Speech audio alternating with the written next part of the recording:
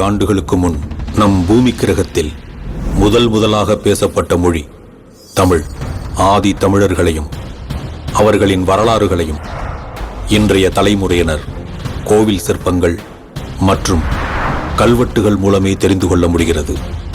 காட்சில்லா மற்றும் டிராகன் போன்ற பிரம்மாண்ட உயிரினங்களை கொண்டு பல வெளிநாட்டு திரைப்படங்கள் வந்திருந்தாலும் உலக சினிமா வரலாற்றில் இதுவரை யாருமே சொல்லப்படாத ஒரு உயிரினம் யாழி.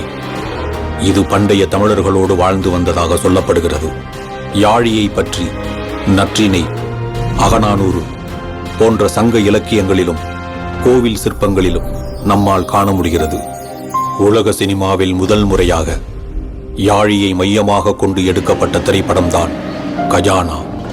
நாகமலை காட்டில் பல ஆயிரம் ஆண்டுகளாய் புதையுண்டு எவர் கண்களுக்கும் புலப்படாமல் இருக்கும் ஒரு பொக்கிஷத்தை அழிந்து போனதாக சொல்லப்படும் ராட்சச உயிரினமான யாழி இன்றும் அந்த காட்டில் பாதுகாத்துக் கொண்டிருப்பது நம்ப முடியாத உண்மை.